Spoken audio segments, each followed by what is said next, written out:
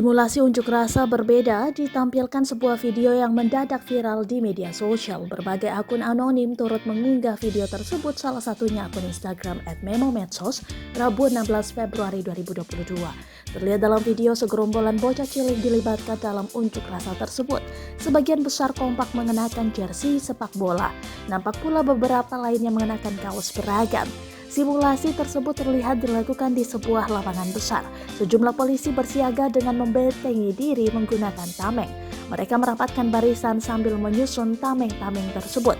Saat diberi aba-aba, para bocil langsung menyerbu dan mendorong tameng yang digenggam erat para polisi.